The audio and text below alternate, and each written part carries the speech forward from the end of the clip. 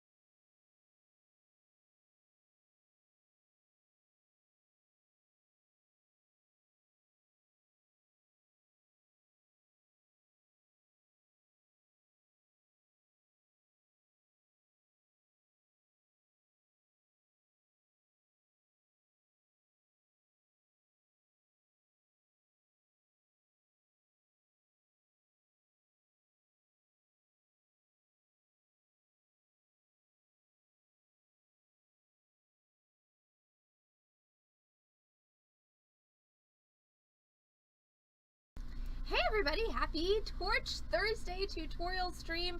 Oh, I did lose some of those viewers. Oopsie. Oh well.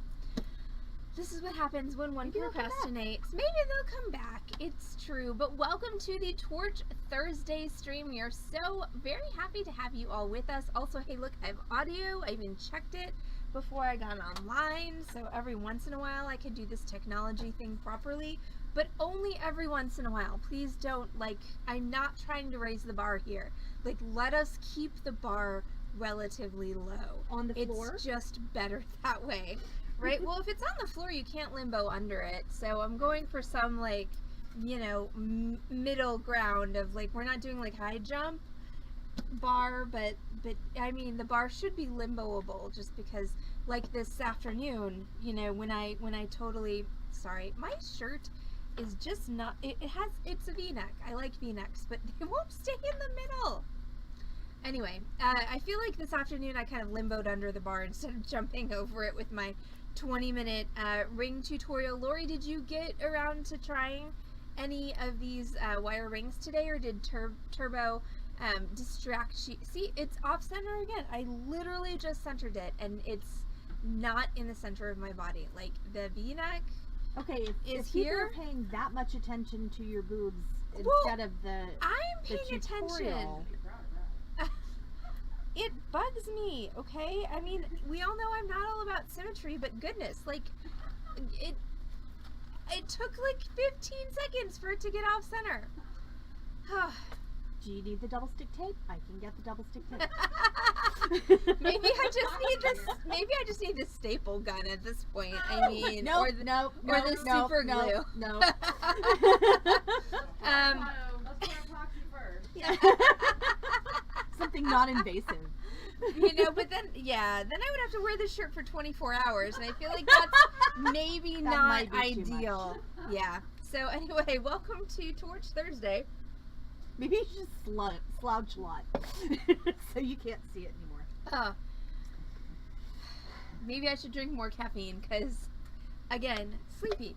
So this is our project for today. This is our triple stone ring. Okay, this is a fairly complicated project, and I have a confession to make right here and right now to the entire 10 people who are watching this stream.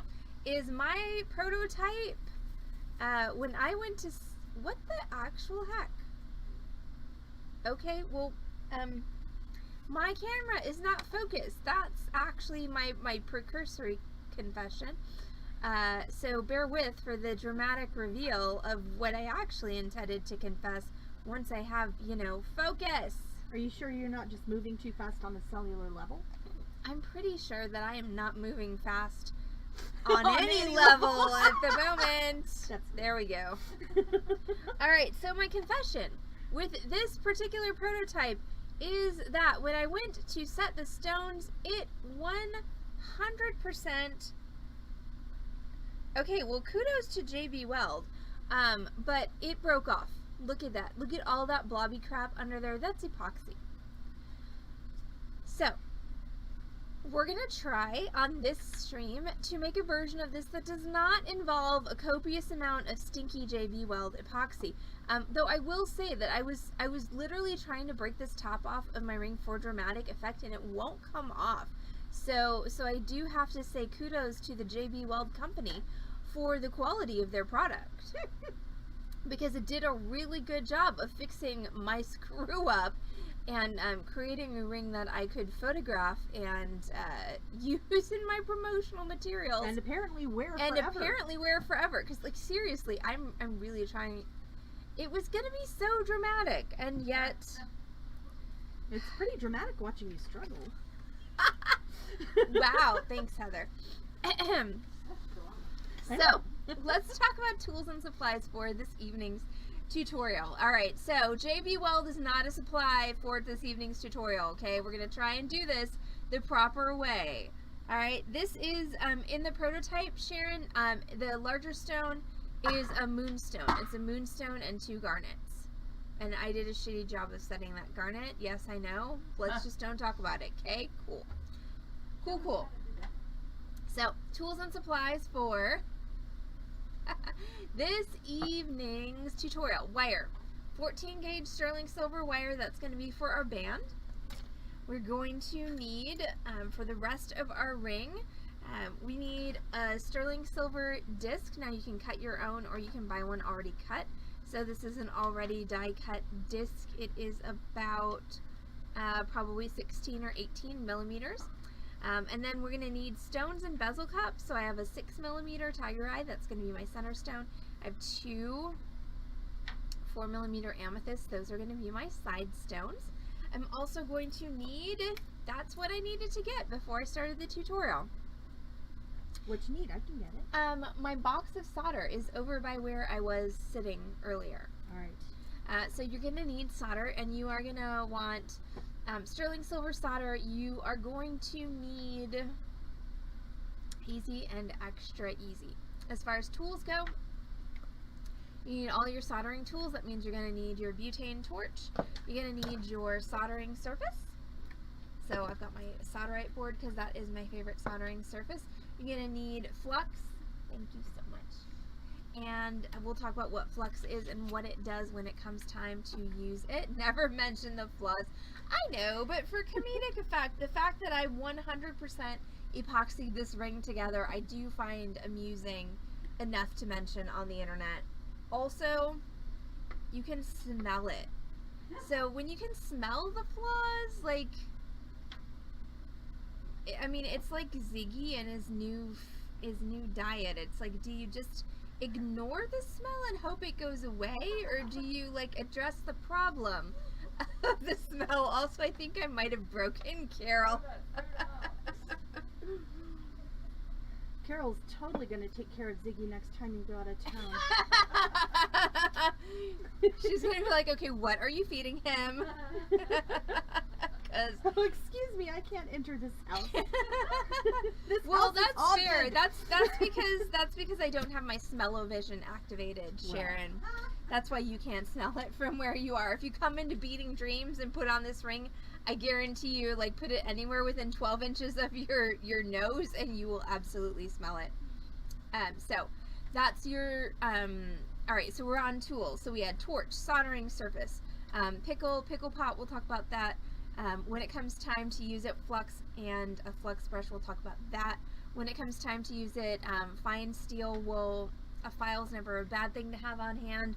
Your pliers, round nose, chain nose, and wire cutters, which are right here. You're going to need a ring mandrel and a dapping block. So for anybody who's never used one before, this is a dapping block, which is this steel block that has all of these depressions in it. Honestly, if you have good aim, this could also be a really good weapon for throwing at people that you don't like. And then that's really heavy. Turbo wants my hand again. I just want to play with Turbo on the computer.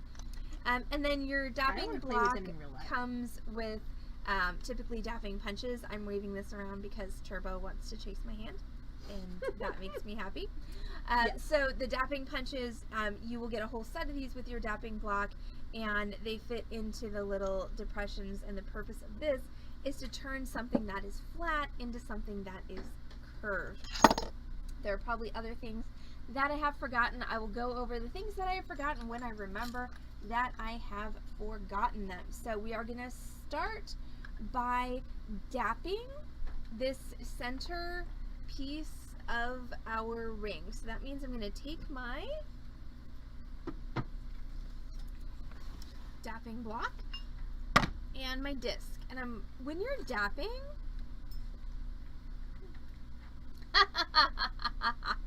Cindy says now she has a second purpose for her dapping set.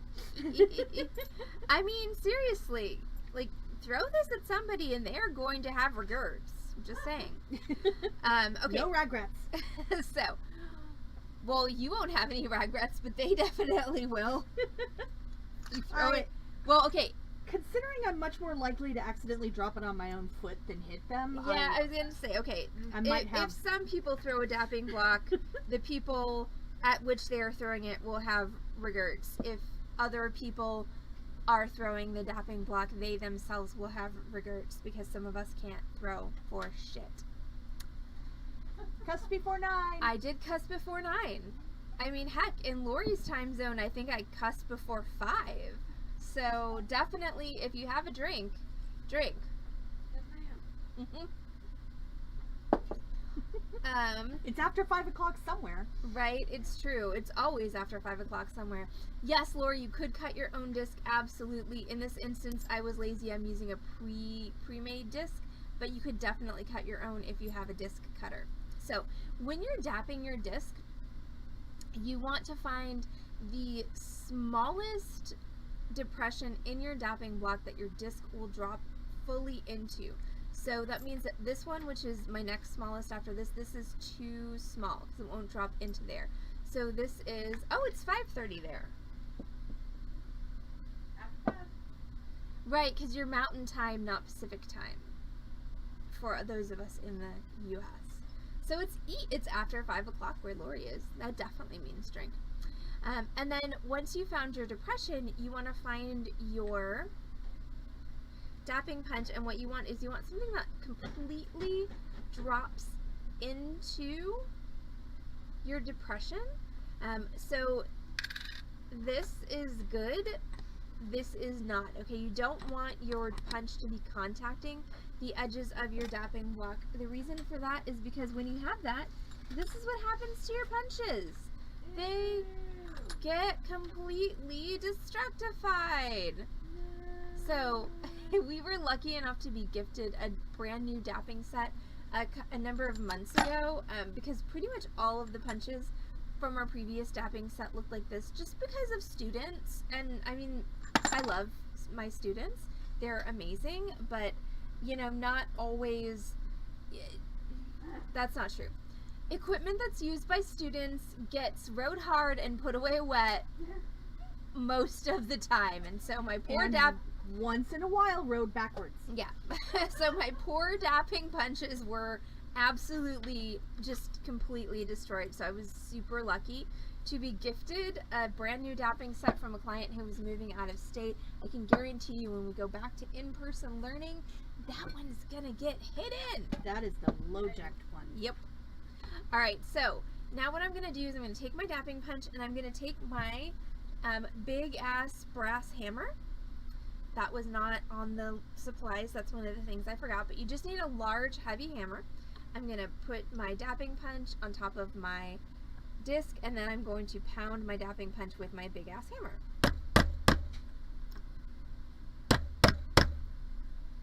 Now, the fact that this is on my boxes is making life a little bit more difficult because it's not a super stable surface, but there we go. That sound got more and more intense as you... Well, you know, because... Ah! Whoa! Sorry! And You now went from polite to not. I Tap, tap, slam! Break! I scared everybody Yeah, you did. in the building, or at least in the beading dreams. Maybe My not. elbows were on the table. Sorry. That's what you get for putting your elbows on the table. Mabel, if you're able. Get Never your gonna elbows kill off your the elbows table. on the table.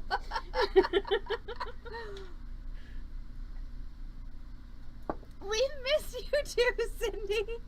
All right, I'm just saying right now because I want to dap this a little bit more. So get your elbows off the table and Trust cover me, your they ears. are not on.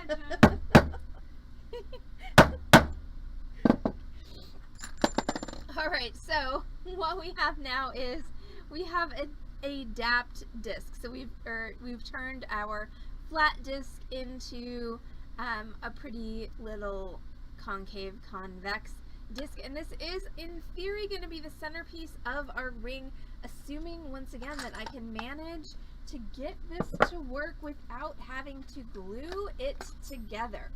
So now we're going to go ahead and cut the wire for our, oh my god, dapping punches are not light, y'all. We're going to cut the wire for our ring shank, and Yeah, dapping punches can be involved in arm day and leg day. Right? Seriously. Alright, I need to go grab a caliper. Can you talk to the stream for a second? Okay. Hi, stream. Look, it's a Heather. Doesn't she look cute? I was unprepared to be on stream tonight, but hi. We are all those of you who know what we've been up to. We're almost done. We're so close to done. It doesn't matter whether we're done or not because they have to be turned in tomorrow at 1 p.m. So, Great. yay! So whether whether we sleep or not is still up for grabs. Thank you, Heather, for occupying the stream while I grabbed a caliper. So my favorite chart for determining how long you need to make a ring shank is by Contenti, and I'm pretty sure I have it as a MooBot command. You so do. let's see. Okay, and it posted. Okay, but what's the command? I don't know. I'm gonna try stuff. Nope. No, I'm gonna look at MooBot. I know that there is one. I know. I thought it was exclamation point chart, but apparently it's not. So what is it? Not ring chart. It is. It's exclamation point chart. Maybe you didn't spell chart right. Did I not? It didn't. C-H-A-R-T? Well, I spelled it righter according to MooBot, so I don't know what happened there. Goodness. All right, so my favorite chart is by Contenti. So I love this, and I'm going to go ahead and copy it and repost it. Maybe. What? What? It says no image available. Okay. Oh, it sure does. All right. Nonsense.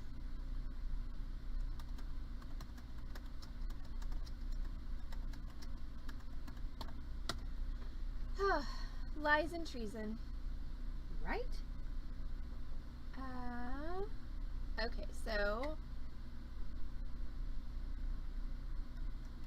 this link that I am posting, which I'm pretty sure is the exact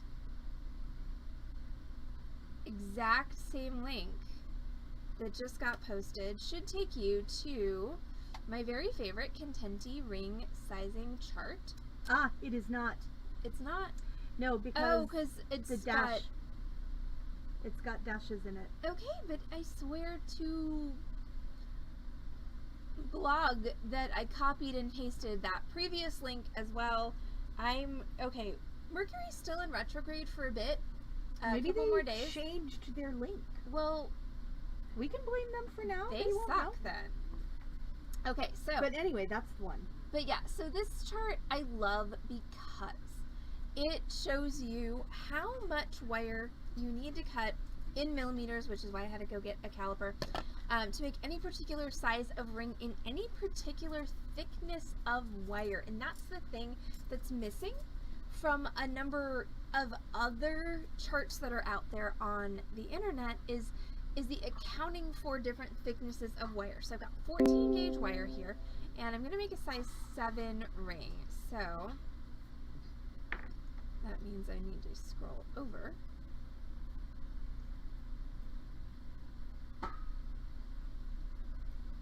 Alright, so according to this, I need 59.1 millimeters of wire to make my ring shank. So I'm going to cut 2 pieces of wire, each of which is 59.1 millimeters long, approximately, because it's hard to hit that, 0.1 right on the head.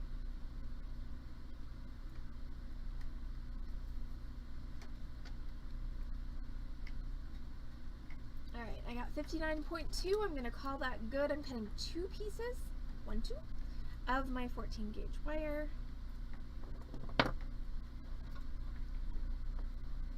Both at the same length. Then what I'm going to do is I'm going to solder these two together to make my double band.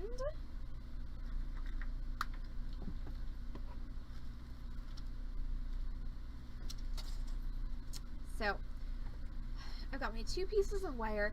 Now what I want to do is I'm going to solder these together, and then I want them to kind of V out at the ends. So I got to do a couple of things in order to make that happen. Number one, I need to straighten these wires out because they are definitely the opposite of straight. Right now they are crooked.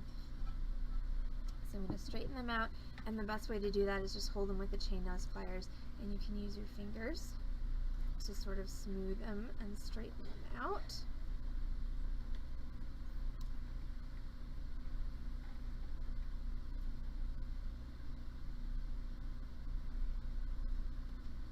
And your goal is to have 2 pieces of wire that will sit parallel to each other.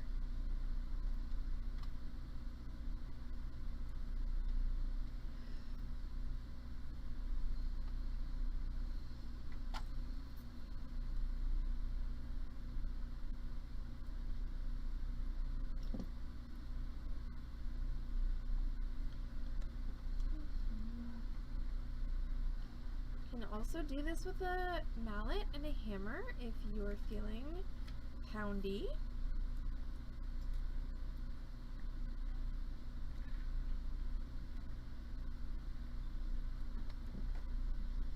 And if you're going to do it with a mallet and a hammer, what you do is you'll put it on your bench block and you'll rotate it as you're pounding it with your mallet, and that will straighten it out for you. But usually I'm able to get decent results with my pliers, which I did here. Now what I'm going to do is I'm going to take the last 1/4 of an inch or so of each wire, and I'm going to bend it outwards. And so when I say outwards, what I mean is when I put these 2 wires together, I want these bends to be going away from the midpoint. So I've got these 2 that are bent in the same direction. That means when I put this together, I'm going to take this wire, I'm going to also bend them outwards, which once again, since they're not soldered together at this point, this is kind of arbitrary, but when I lay them out in just a minute, it'll make a bit more sense. So what I want now is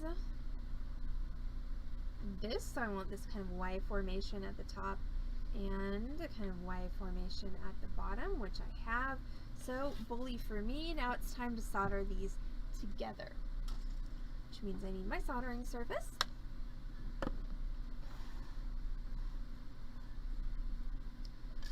I'm going to set those down.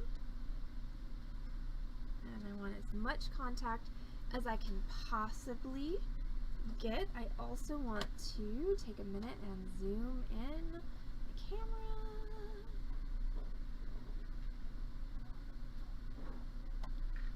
Yes, zoom. I said zoom. Well, okay, first let's focus, then we shall zoom.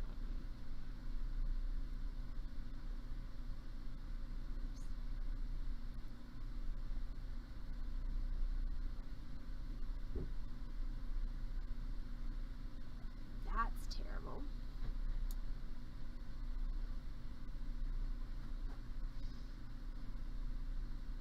Every time I put this ring close to my face, I can smell the stupid epoxy.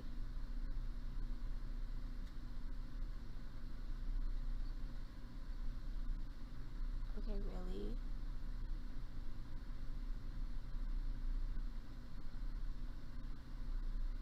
You know, I'm not actually as terrible at this as it seems to think I am. There we go.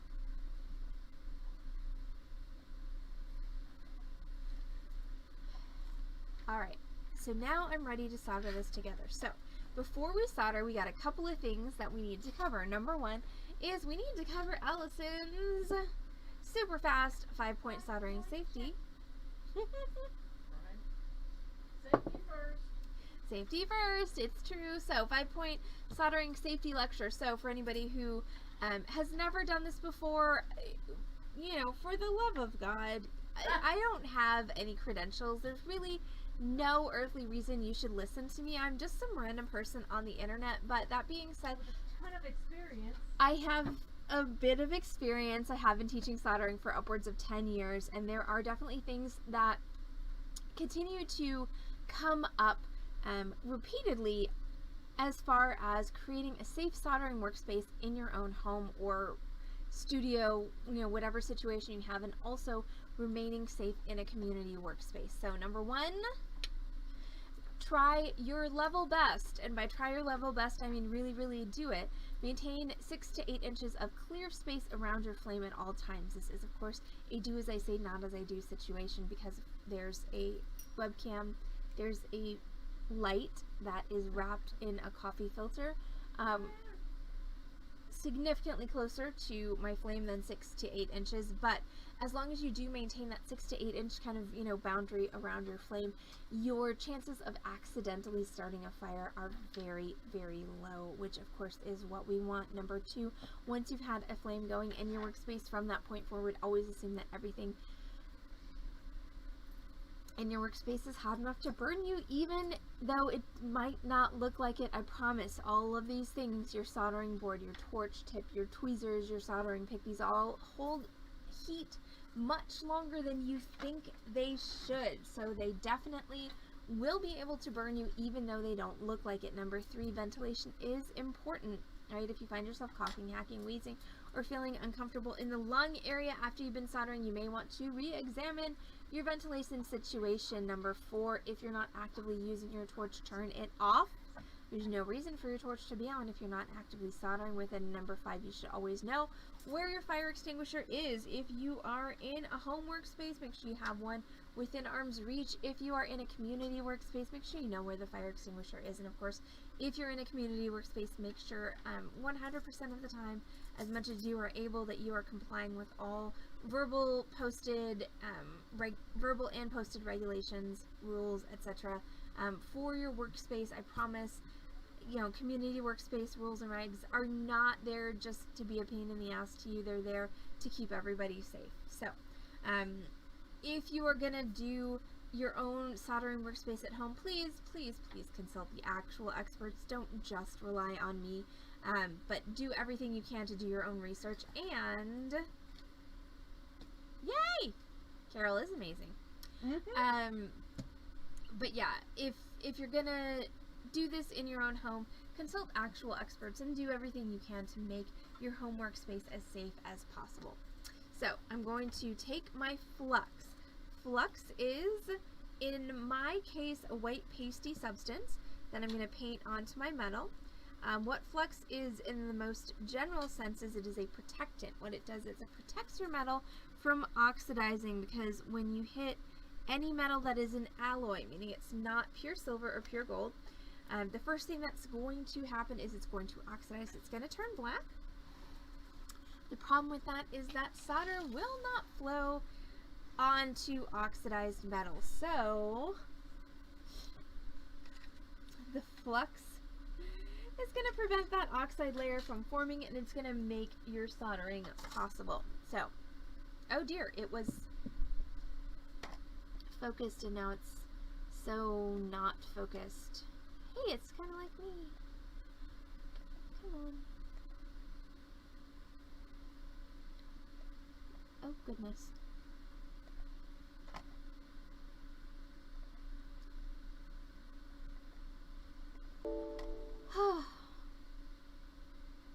Technology.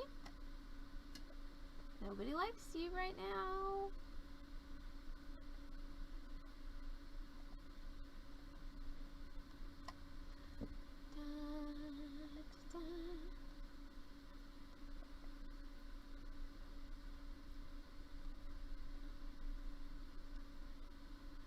Well, autofocus 100% sucks. And of course the focus slider is behind my camera.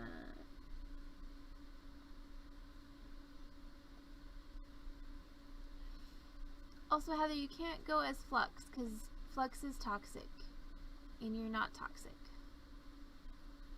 It depends on when you're talking. No, you're not toxic. Sometimes I'm toxic. I mean, are you talking like in the Britney Spears sense? No. Like, are you gonna, have a half-naked music video? I feel like some of our stream viewers would appreciate that. Okay, also there's such a very small, like,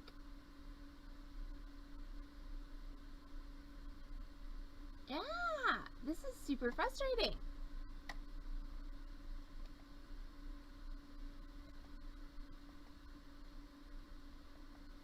There's like such a small pie slice of when it's focused.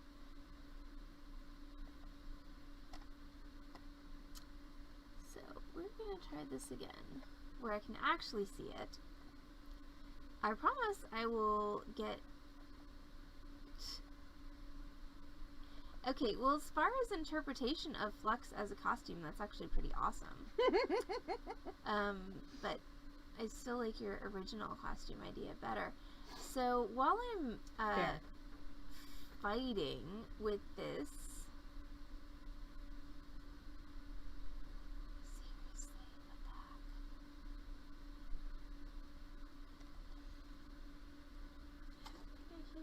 Let me keyboard it.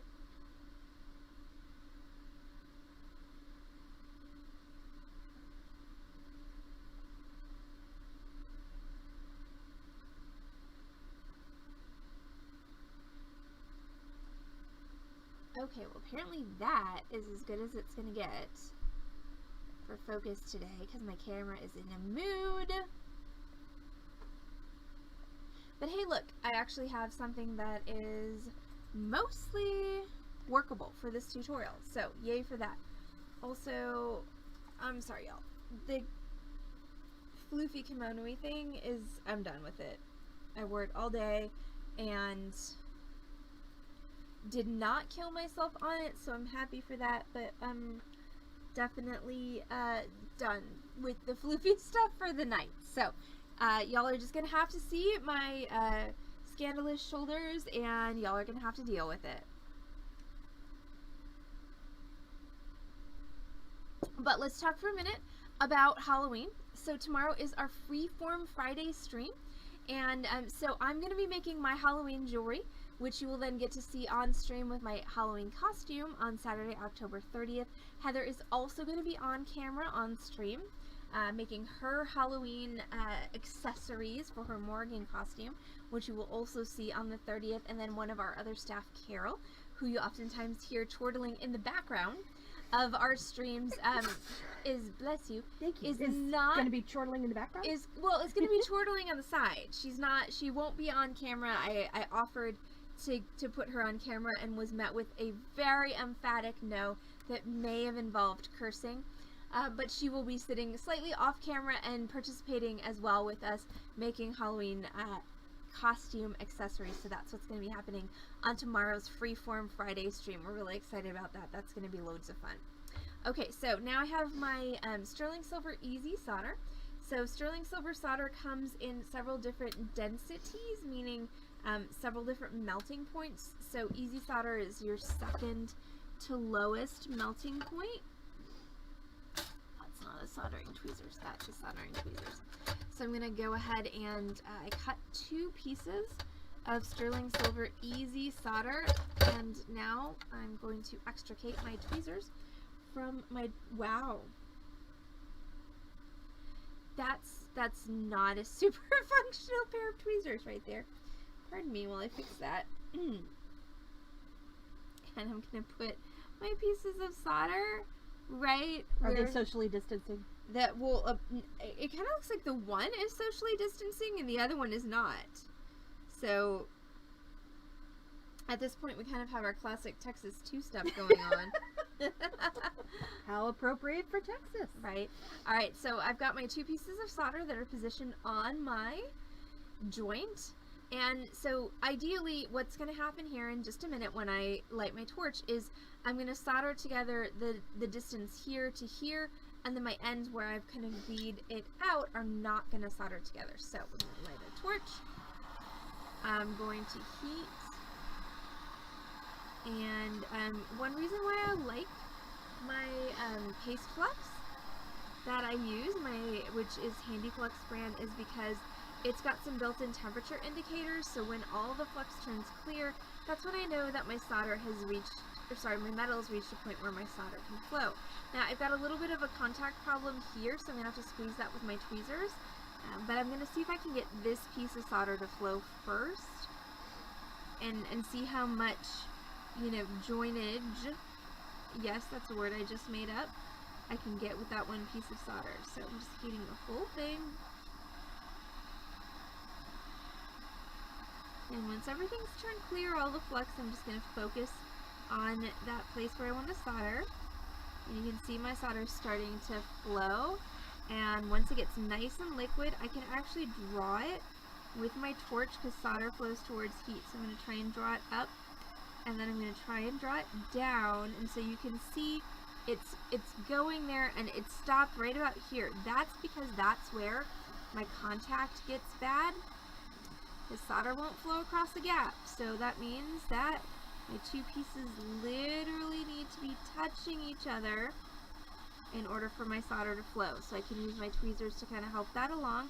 Once your metal's warm, sometimes it's a little bit easier to bend that because it gets a little softer. And there we go. So that flowed up there. So now we're just going to try and pull that down here. And perfect. So now we've got our whole double band that is soldered together. I'm going to grab that up off of my soldering surface before it gets stuck there with the flux residue, and I'm just going to move it to the side. If I had thought to bring some quench water, I could dump it in some quench water to quench it so that I could work with it immediately. But if you have a steel block, either a bench block or in my case my dapping block, that will also serve to pull the heat from your metal fairly quickly. So it's a good way of quick cooling your metal.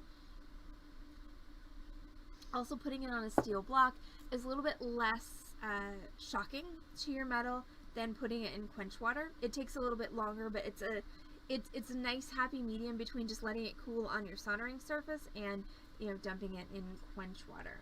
So next thing I'm going to do is I'm going to take my ring mandrel and I'm going to bend this around my ring mandrel and possibly use my rawhide mallet to shape it into a circular shape. So once I can touch this, so what did I say? I was making a 7.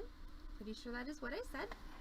So we shall see if I did that successfully or not. So I'm going to take my ring mandrel, I'm going to find the size 7, and then I can just take the center of my ring, hold that on my ring mandrel. Goodness. So, okay, so many things. Yeah, there's only so much vertical space between my hands and my camera. There we go. Alright, so I'm going to hold that, and I'm just going to bend that around my mandrel, like so, at my size 7.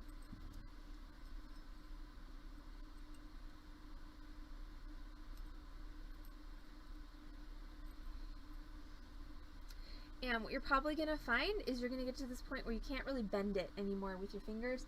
That is where ye old mallet comes in handy. So I'm just going to hold that at that size 7. I'm going to try not to bash my fingers, and I'm going to tap that down. I'm going to mash my camera, of course, because really in what particular tutorial stream scenario do I not smash my camera? And I can actually go up a little bit closer to like a smaller size, like a 6, and do a little bit of tapping there just to make sure that wow. Was that something you need right now? Yep. Do I need to talk to the internet again? No, the internet can just watch me struggle and pick something up off the floor. It's okay. It's all that they haven't seen that before.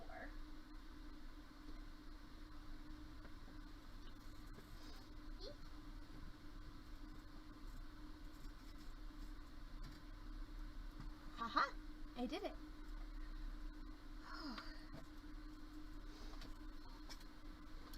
It's been a long day, y'all, and it's not even close to being over.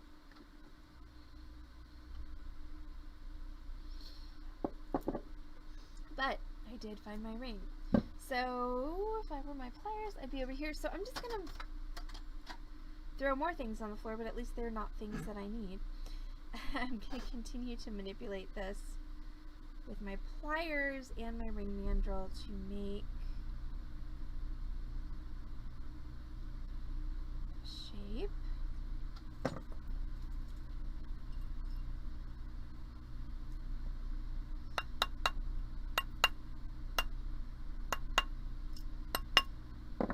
shape that looks like this. Hey, Amy. How are you? We miss you, Smee. Alright, so I want a shape that looks approximately like so. And the idea here is that this is going to hold my dapped piece. So right now these are a little bit too wide, so I can just kind of push them together with my hands or my pliers, because my hands apparently are hurty. Might have something to do with all of the... I have ideas. Yeah. Yes. All of the flags? All of the flags, yes.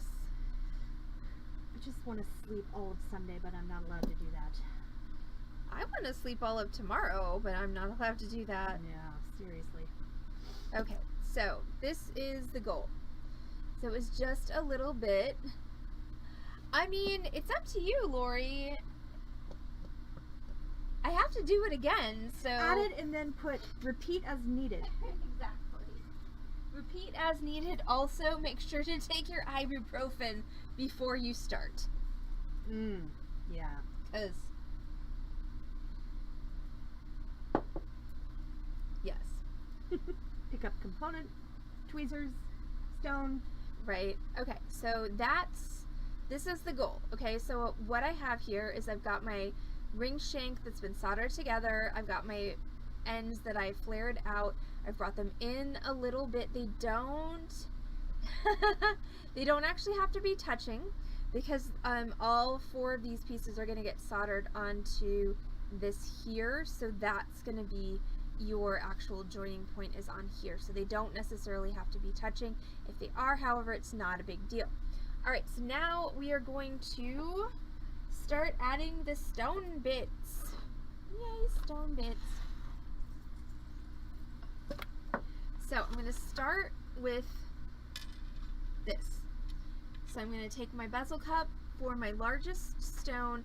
I'm going to sweat some solder onto that, and then I'm going to solder it onto the middle of this. So that means I'm going to flux my dapped circle. I'm going to flux my bezel cup. I'm going to grab some easy solder. Maybe. There, you're easy. Of course, it's always the last one you grab.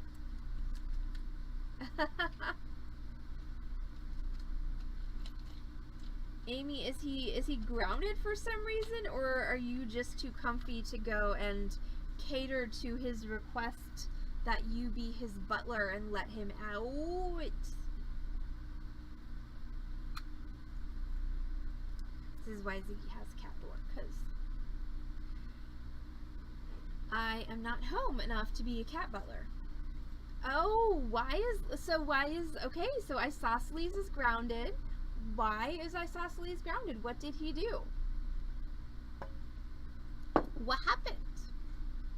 I'm interested to know why the cat is having penalties. Alright, I'm going to take my piece of easy solder and I'm going to drop it on the back of that bezel cup, and then I'm going to heat this until that solder flows. And once the solder flows, I'm going to stop. Okay, so I'm just heating the whole thing with my torch until that solder flattens out, like so, and then I'm done. Okay, so here's the thing about sweating solder, which is what I just did, is that the melting point of the solder is not that different than the melting point of the metal. It's different, but it's not that far off. So if you sit there and, you know, marvel in fascination at what you have accomplished, you're probably going to melt your bezel cup. So as soon as the solder flattens out, you're done. In for 1 day a week. That seems odd, but okay. Good luck with the grounding of the cat. So now what I did is I flipped that bezel cup solder side down, put it on my dapped piece, and now I'm going to heat the whole thing until that solder reflows and those 2 pieces join together.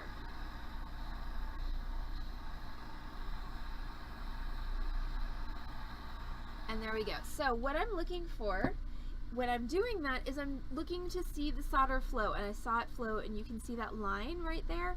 that means that those two pieces have bonded together. Unfortunately, my piece is also bonded to my soldering surface, so I'm going to go ahead and heat that just until that flux residue releases. There we go. Hey Smee, when you be so? Just wondering, because we miss you. Now it's time to put all of this together. This is where the wheels came off of the radio flyer wagon last time I tried to do this project. So we'll see how it goes. I'm going to take my third hand with cross-locking tweezers, which is another piece of equipment that I did not state that we needed in the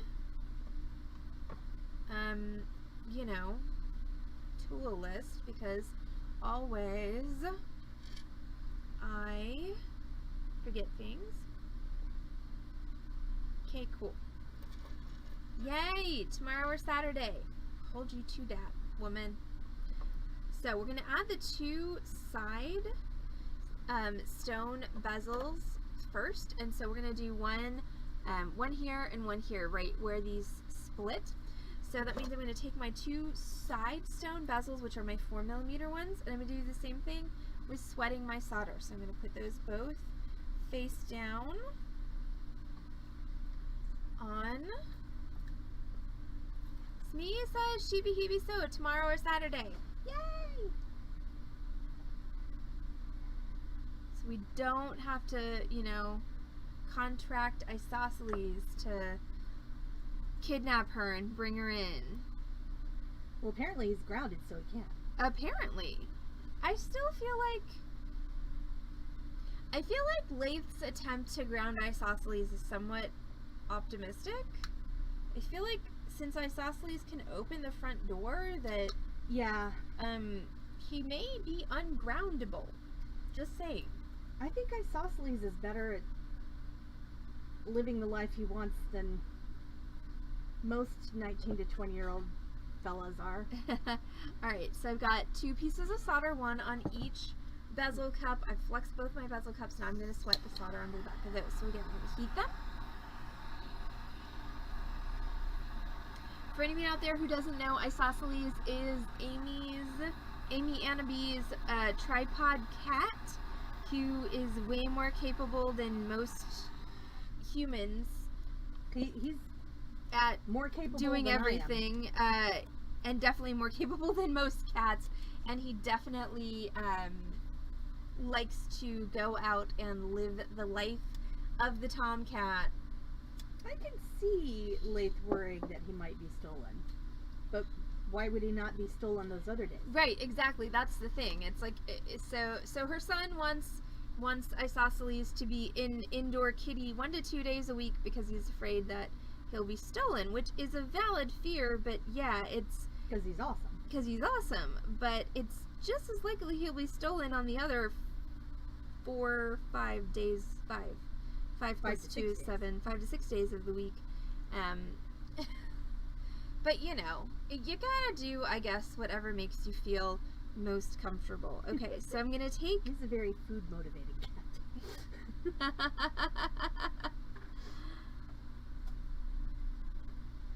Who, Ziggy or Isosceles? God, Wait, yes. Did we switch to talking about my cat? No, they both are. That's true. Okay, so I've got my one. So I'm gonna put my side stones right where that kind of V's out. So I'm going to set that there, and I'm going to heat until once again my solder reflows and everything bonds together. Now this is always exciting when you're like, this is kind of counter to gravity, but not 100% counter to gravity, because you can definitely utilize the solder and the flux to help you in this instance. So, for goodness sakes, if you could see through your glasses, that's also really helpful. Oh, that's probably my problem. Yeah, I think so frustrating. I think I might need to go back to the eye doctor.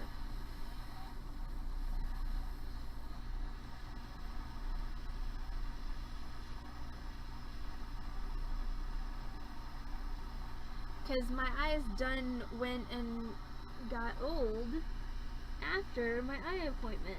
They did. That was really rude, I have to say. Yeah, agreed. Alright, so there we go. So what I've done is I have, wow, moved that completely off camera. Sorry, because I could not see a darn freaking thing. So there we go. So what I did is I managed to get that balanced, and then I heated it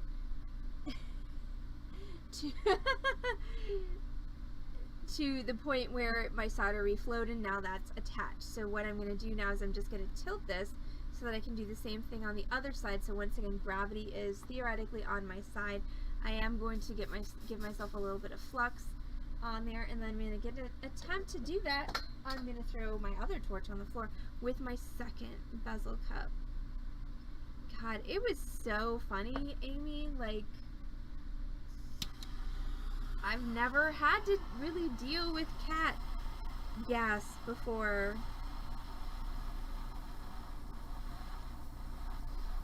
Let it be noted that that food has been dealt with extreme prejudice. So now I'm going to heat this until once again that solder reflows and everything bonds together. So once again, what I'm looking for, what you can't necessarily see, is there's a line right here where I can see where the solder has flowed right there. I think it was one of the Purina brands. It was one of their higher end foods too. And I will say I didn't notice any excess gas coming out of Pika, just Ziggy. So it's maybe something about Ziggy's system that it didn't agree with. Last thing I need to do is solder on my centerpiece. So I'm going to go ahead and flux those. Flux the back of my dapped piece, which is there.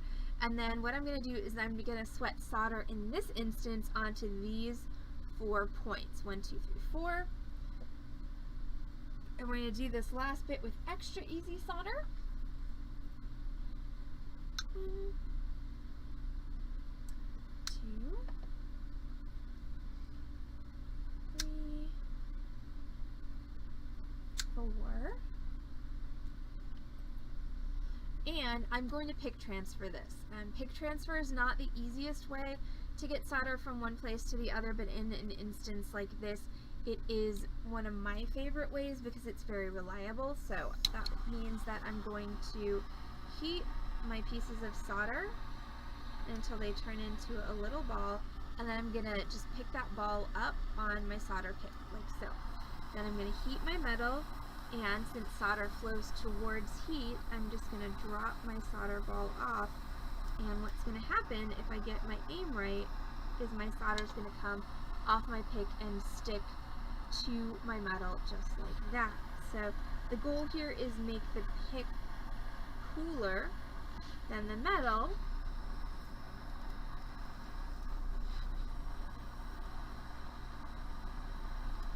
because your solder will stick to the hottest thing, or it will migrate to the hottest thing.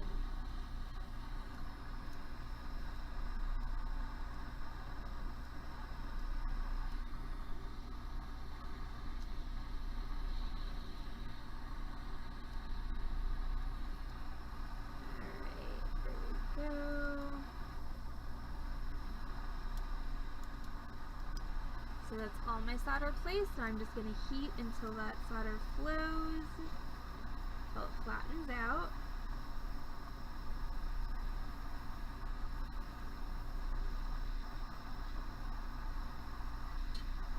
And again, this is my extra easy, so this is going to be my lowest melting point solder for my whole project. And that's so that hopefully these side bits don't just come undone whilst I am heating. Alright, so now that all that solder's flattened out, I'm going to take my dapped piece.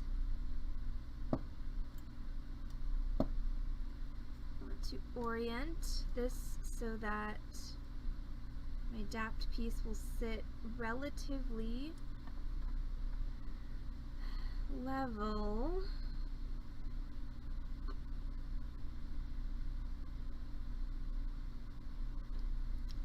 and then I'm going to heat this whole thing until my solder reflows finally and bonds my dapped piece onto my ring. Now at this point, bear in mind that you've got this tweezers, this cross-linking tweezers, in addition to all the rest of this metal, so this may take a minute if you're using a butane torch, because you've got a lot of metal going on here.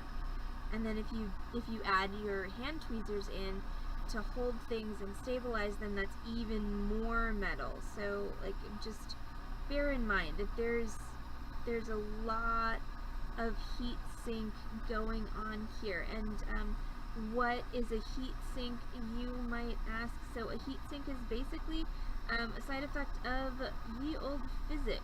So since metal conducts heat, any metal that's not actively being heated is acting as what's called a heat sink. That means that it is taking heat and essentially stealing it from where you're trying to put it. And so any of your metal that's not actually being heated is acting as a heat sink and working against you. So you have to be aware of that effect and be prepared to deal with it. Also, you have to be prepared not to solder your tweezers together, which I just did. Don't do that. It's bad. It's not helpful. There we go.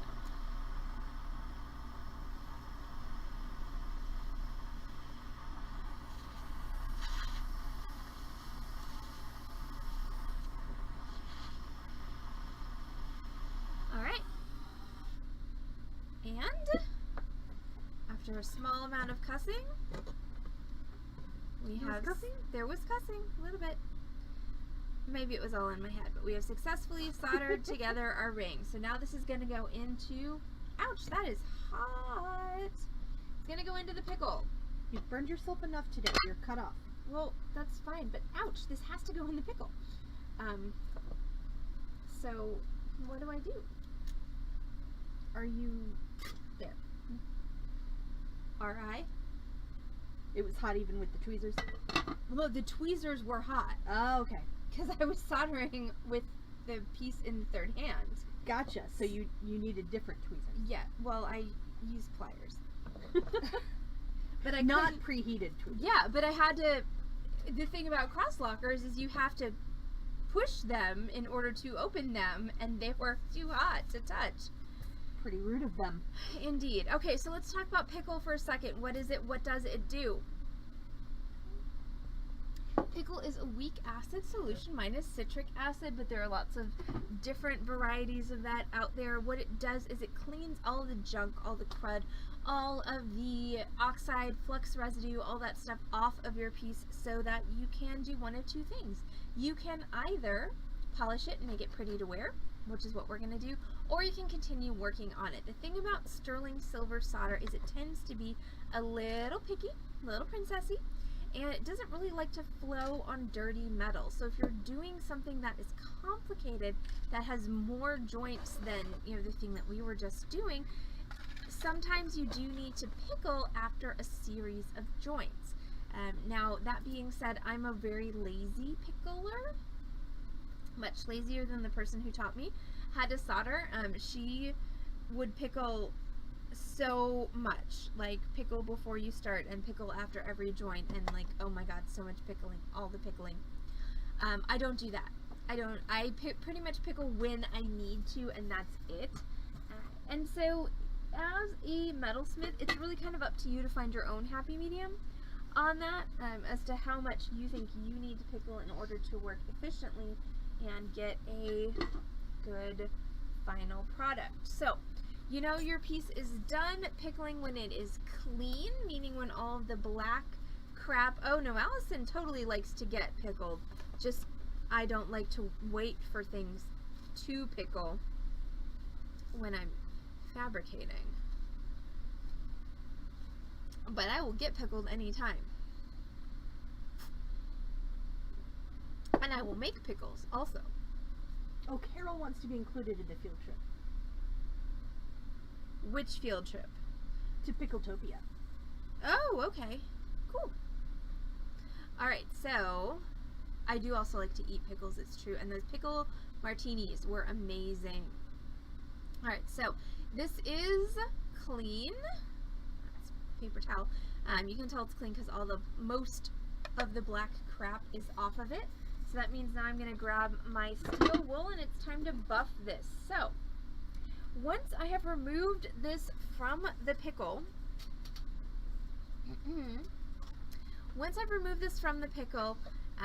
I have a surface on it that is called pickle white. That is this kind of satin finished whitish color that's on surface, of my silver. What I need to do in order to make that a more pleasing finish is I need to buff it. Now, if I have access to a tumbler and time with which to tumble my piece, I can absolutely throw this in a tumbler, let it tumble for a day or two, and it's going to get nice and shiny. But since I'm on stream and I want to actually finish this project for you all tonight, what I'm going to do is I'm going to buff it with steel wool, and you'll see that's going to shine it up pretty quickly. This is a quadruple zero steel wool, and it does a pretty good job of buffing. You could also, of course, buff this by hand with a Dremel or a Flux shaft with a buffing attachment. Alright, so there we go. We've got a little nice shiny finish on there. Now it's time to set our stones, and this brings me to, I think, the final tool that I forgot to list at the beginning of the broadcast, which is, I think I just got steel wool in my ziggy scratch. That's no good. Anyway, which is this. This is a Prong Pusher. This is my favorite tool for setting stones, even in bezels. I know a lot of y'all like bezel rockers instead of prong pushers, and good on you. Do whatever works best for you, but for some reason bezel rockers and I do not get along. Also, I will say with this particular construction, with this concave dapped piece, it's really, really hard to get a bezel rocker in there. So your prong pusher is gonna be a little bit more versatile in this particular instance. Alright, so I have my large cabochon, and I've just dropped that into my center bezel cup and made sure that was level. And then I'm going to take my prong pusher and I'm going to just push that bezel in and down against my stone. What I want to do is I want to make sure I work in opposition. If I want to put this in a ring clamp, I definitely can. I think I'm doing okay without right now. And then after I've done those 4 points, then I'm just going to work on all of the little pointy bits that have happened now from me pushing down the metal. I'm just going to start going around and pushing those down. So the goal here, when you're setting this stone in this bezel, is to get the bezel fully pushed down around the stone. So you're taking your bezel cup, which has a straight vertical wall, and you're trying to convince that wall, using your prong pusher, that it wants to be curved, that it wants to curve and it wants to form around your stone. And sometimes, yes, when you're old like me, you have to take off your glasses and bring it like right up near your face to see what's going on with it. But the important thing is that your cabochon is level and fully seated in your bezel cup. So, hey Ace, pickles, now stop talking about food. Though we did get Mexican food today, so I'm not as starving as I usually am when I'm streaming. Alright, so we have, alright, our tiger eye is set. Now I'm going to take my amethysts.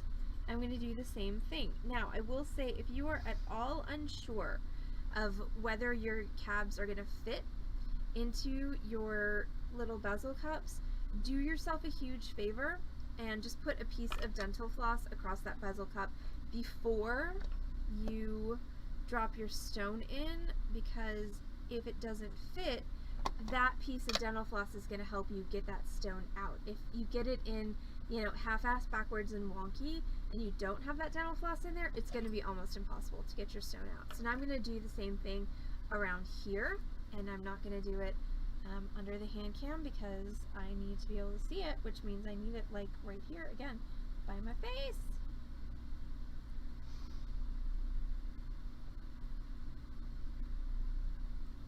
Stupid old eyes. Don't like it. And I'm saying old eyes because that's actually the literal translation of the condition, which is referred to as presbyopia. It's not just for Presbyterians It's anymore. not just for Presbyterians. Oh no. It's old eyes for the masses. Wait, what? Little Debbie is turning their Christmas tree cakes into ice cream? I don't know how I feel about that. I mean, they've taken one thing I can't eat and turned it into another thing I can't necessarily eat. I want them to just make gluten-free Christmas tree cakes. Why can't they just do that? Or gluten-free Swiss cake rolls.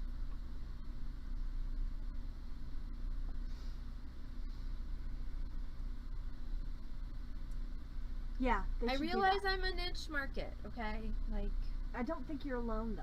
well, I'm not alone, but I also don't think I'm a big enough pie slice for whatever corporation owns Little Debbie for them to cater to me and my ilk. It's probably General Mills or something.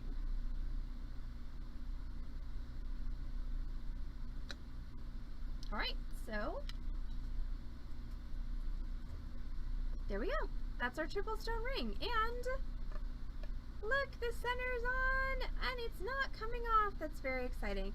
So yes, I definitely could have let this sit in the pickle longer.